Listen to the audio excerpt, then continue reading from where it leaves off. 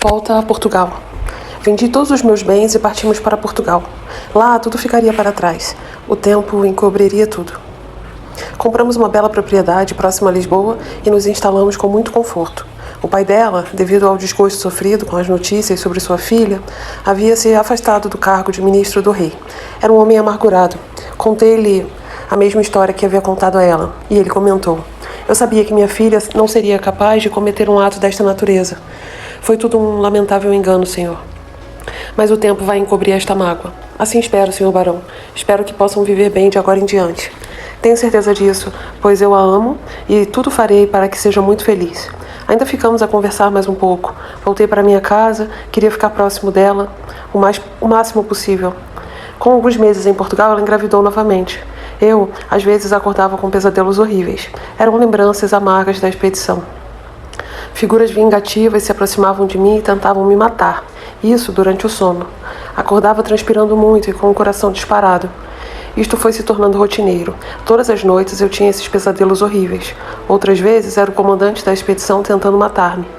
Eu tinha medo de dormir e definhava a olhos vistos. Minha esposa começou a se preocupar com minha saúde. "Você tem que procurar um médico para ver qual é o mal que lhe aflige, barão."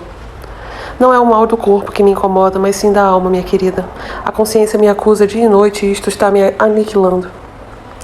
Tenho medo de dormir, pois quando durmo vejo hordas de índios me perseguindo, ou os homens da expedição, ou o negro morto no nosso quarto.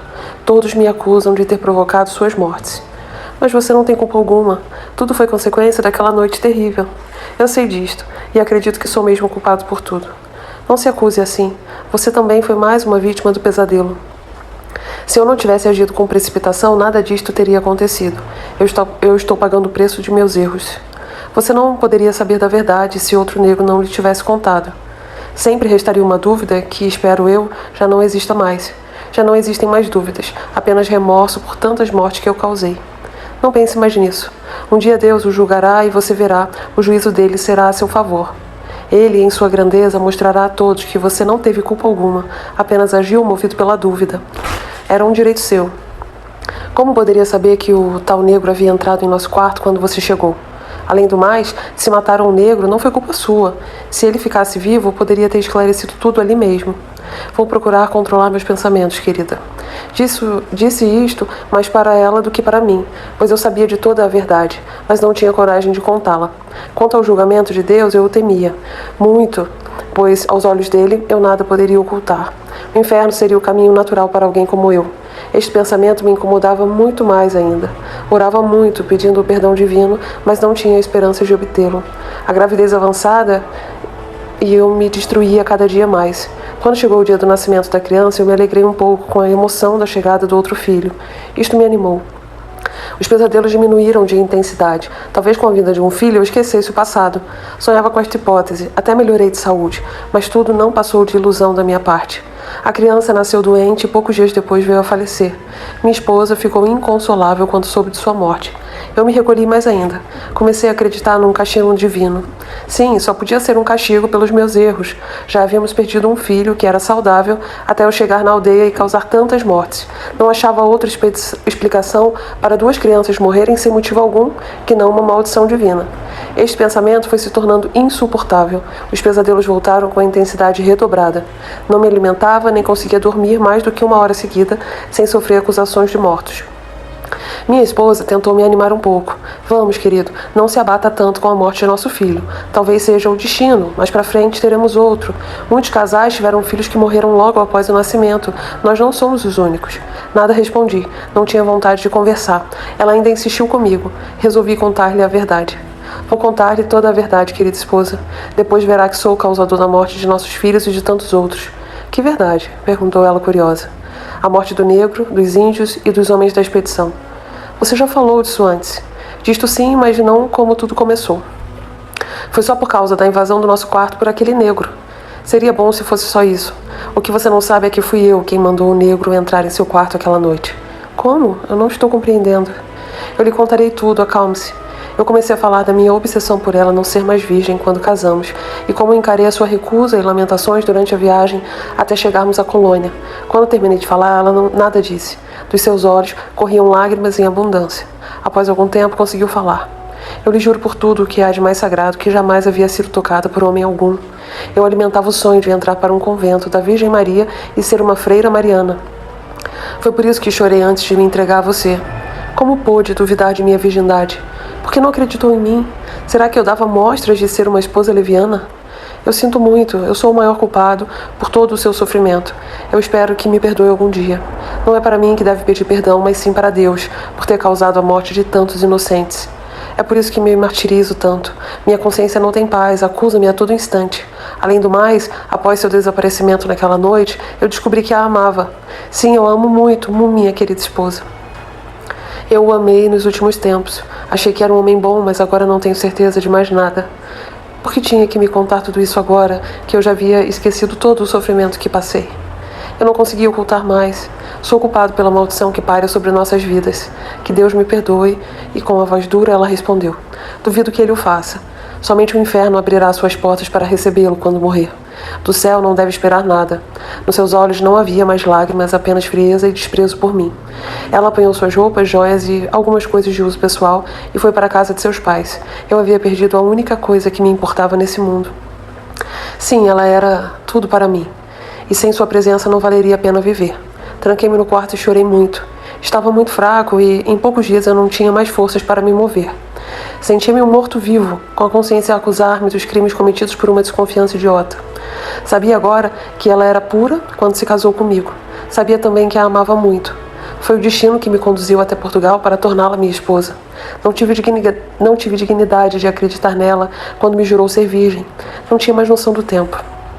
Eu sabia que estava trancado no quarto há muitos dias. Não sabia se era dia ou noite e nem conseguia me mover na cama. Sentia dores em todo o corpo. Lentamente, uma lassidão foi me envolvendo. Consegui dormir um pouco, mas logo acordei com pancadas na porta e com gritos que me mandavam abri-la. Senhor Barão, abra a porta, por favor. Ouvi também a voz de minha esposa pedindo-me que fosse abrir a porta. Animei-me com sua presença. Tentei me levantar, mas não consegui me mover. Estava paralisado pela fraqueza. Vamos derrubar a porta, falou alguém. As portas eram muito resistentes. Tinha um grande ferrolho atravessado no meio. Com um machado, começaram a despedaçá-la e eu nada podia fazer para ajudá-los. Por mais que me esforçasse, não conseguia mover um dedo. 1000 pensamentos passaram pela minha mente. Talvez Deus tivesse me castigado e paralisado meu corpo. Sim, só podia ser isso. Por fim, a porta foi derrubada. Vi meu sogro e minha esposa com alguns empregados. Quando entraram no quarto, taparam as narinas. Meu Deus, ele está morto há dias, falou ela. Sim, o cheiro está muito forte. Acho melhor providenciarmos o enterro o mais breve possível. Eu ouvia, mas não acreditava no que diziam. Comecei a falar também. Não estou morto, querida. Ajude-me a levantar. Ainda posso caminhar, só estou muito fraco. Ela olhava em meus olhos e ainda falou. É uma pena não ter se confessado antes de morrer. Sim, filha. Acho que sua alma vagará por muito tempo no purgatório. Papai, ele deve ter sofrido muito por causa do remorso que o atormentava. Foi um castigo justo, minha filha. Alguém que fez tudo o que ele fez só pode ter o inferno como morada eterna. Não diga isto, papai. Ele já sofreu bastante por ter errado. Duvido. E quanto aos inocentes que morreram por sua estupidez, terá que pagar por isso também. Deus nunca o perdoará pelo que fez. Vamos embora, vou mandar que eu enterre logo o corpo, pois o mau cheiro está insuportável. Como deve ter sofrido, papai. Olhe seu corpo, está pele e osso. Morreu de fome e de sede. Pagou um pouco do que devia. O resto, o inferno se encarregará de cobrar. Ele saiu na frente, ela ainda olhou em meus olhos. Neste instante, eu tornei a falar. Querida, não estou morto. Ele saiu na frente e ela ainda olhou em meus olhos. Neste instante, eu tornei a falar. Querida, não estou morto. Só estou muito fraco e não posso me mover. Ajuda-me a levantar, por favor. Ela estendeu sua mão direita em direção ao meu rosto. Pensei que iria me ajudar, mas não. Apenas tocou meus olhos. Senti um incômodo quando seus dedos foram colocados sobre os meus olhos. Instintivamente eu os fechei e abri, e ainda ouvi ela dizer: durma seu sono agora, barão. Chega de ficar com os olhos abertos com medo de pesadelos. Eu não quero dormir, preciso de ajuda. Ela virou as costas e saiu do quarto. Eu gritava seu nome. Creio que tive uma crise nervosa e comecei a chorar. Não era possível que ela fosse tão cruel a ponto de não me ajudar agora. Algum tempo depois, controlei-me. Afinal, era um direito dela não me ajudar. Eu a havia feito sofrer tanto e injustamente. Quando já estava conformado com a situação, levei outro susto. 2 homens com lenços no rosto entraram com um caixão tosco no quarto. Tiraram a tampa e um comentou com o outro. Quem diria, hein? Um barão rico como ele morrer dessa forma? Sim, deve ter sido horrível, não? Morrer assim abandonado deve ser a pior das mortes. Por que será que ninguém o ajudou? Ouvi dizer que ele se trancou no quarto após a morte do filho recém-nascido. Dizem que sua esposa vai entrar para um convento de tanto desgosto. É uma pena, pois ela é uma mulher muito bonita e ainda jovem. Eu teria coragem de me casar com ela, ainda mais com a fortuna que vai herdar com a morte do barão. Sim, eu a consolaria com muito prazer. E deu uma gargalhada. Ah, como eu gostaria de passar a noite com ela. Garanto que aí sim ela veria o que é um homem, não um velho como este barão. Ela não deve ter sido muito feliz como mulher. Sim, isto é verdade. Já pensou? Uma beleza como ela tendo que suportar as carícias de um bode velho como esse? Nunca conheceu o prazer que um homem de verdade poderia ter lhe proporcionado. Caíram na gargalhada. Eu comecei a xingá-los de todos os nomes chulos que conhecia, mas eles nem prestavam atenção em mim. Quando olharam novamente para mim, foi para me segurar, um pelos braços e o outro pelas pernas, e enfiar-me num caixão. Não façam isso, gritei desesperado. Cuidado, pois meus ossos doem muito. De nada adiantaram meus gritos. Fui jogado sem piedade no caixão. Puseram a tampa sobre ele e começaram a pregá-la. Continuei gritando, mas não ligavam para os meus gritos. Logo senti que era arrastado para fora do quarto. Fui mentalmente acompanhando o percurso. Pouco depois senti dores horríveis quando desceram os degraus da escada. Gritei muito por socorro, mas parece que ninguém ligava para mim. Senti quando jogaram um caixão sobre uma carroça. Parem, seus assassinos, o que vão fazer comigo? Para onde estão me levando? Uma ideia temerária tomou conta de mim. E se o pai da minha esposa tivesse mandado os seus empregados sumirem comigo somente por vingança? Talvez quisesse se vingar pelo mal que eu havia causado à sua família e também a ele próprio, pois deixou de ser ministro do rei por causa do desgosto que eu havia lhes causado. Sim, só podia ser isso. No mínimo, iriam sumir comigo porque eu não podia reagir devido à fraqueza que se apossara do meu corpo. Ainda pensava nisso quando percebi que pararam a carroça. O caixão comigo dentro foi colocado no chão e comecei a ouvir o som do solo sendo escavado. O que vão fazer comigo? Vamos, canalhas, digam o que pretendem. Faziam-se de surdos, pois não respondiam às minhas indagações. Logo o barulho cessou e o caixão foi colocado numa vala. Isto eu percebi claramente. Apesar de fraco, tinha todos os sentidos alertas. Que horror! Começaram a cobri-lo com terra. Eu ouvia o som da terra caindo sobre o caixão. Parem com isso! Vamos, seus cães imundos! Não podem fazer isso! É uma desumanidade enterrar um homem vivo. De nada adiantaram as minhas palavras. Ouvi quando fincaram algo que não pude precisar o que era. Ainda ouvi quando um deles falou: Adeus, barão, que a terra o acolha para todo o sempre. Malditos, pensei eu. Quem iria saber que eu havia sido enterrado vivo? Somente eles saberiam onde me encontrar e, na certa, não iriam contar para mais ninguém. Sim, meu sogro havia se vingado de uma forma diferente. Aproveitara-se de minha paralisia e sumira com meu corpo. E minha esposa? Como poderia ter concordado com tal plano? Na certa, queria ficar com minha fortuna longe de mim. Eu achava que tinha sido um tolo em contar-lhes que desconfiava de sua virgindade. Agora pagava o preço da sinceridade. Na certa, ela falou com o pai e os dois resolveram enterrar-me vivo para ficarem com a minha fortuna. Que imbecil eu havia sido. Ela, jovem, bonita e riquíssima, iria se divertir. De agora em diante, é isso. Como não imaginei essa possibilidade? Ela já devia ter alguém a quem amava em Portugal. E eu tinha voltado para perto de seu amado. Além do mais, como ela mesma havia dito, os malditos índios a disputavam todas as noites. Que estúpido era eu. Eu conhecia outros homens e sabia como era o prazer. Com minha fortuna, iria tornar-se uma messalina em Lisboa. Quanto ao seu pai, deveria reconquistar seu ponto de ministro do rei.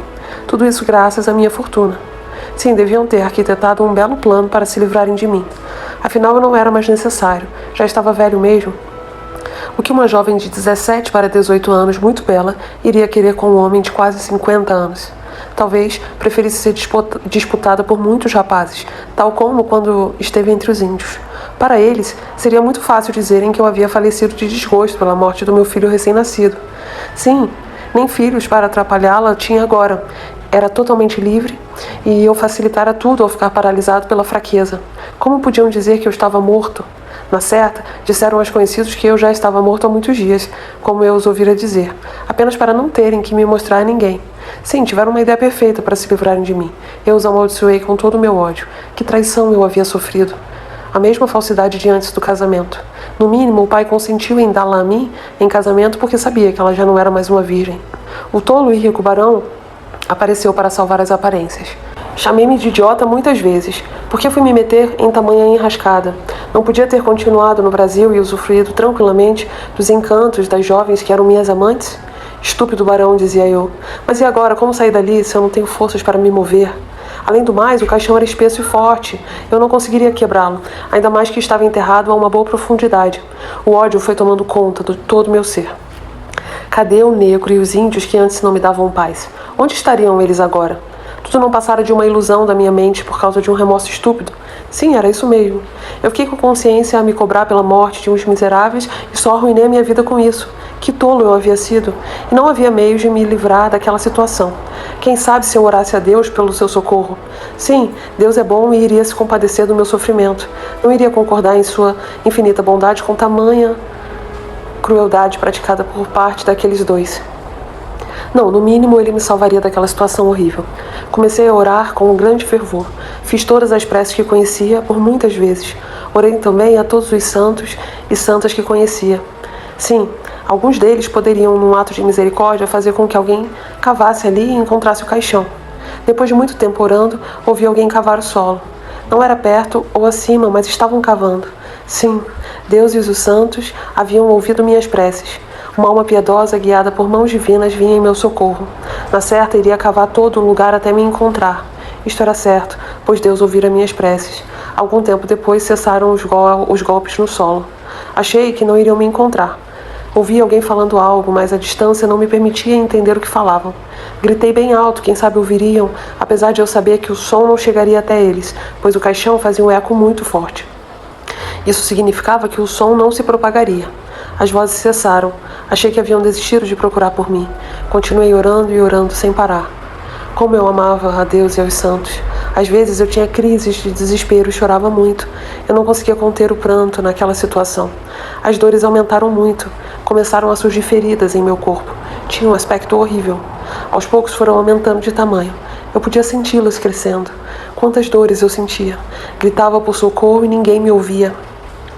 Eu já não conseguia orar a Deus. Senti minha carne sendo devorada por vermes, que horror. Eu os sentia andando por minha pele. Entrei em choque. Aquilo era algo que eu não havia imaginado. Sim, eu estava isolado em um caixão. Os vermes iriam me deixar igual a um cadáver, todo carcomido. As dores foram aumentando de intensidade, mas o pior ainda estava por vir. Continua a tragédia.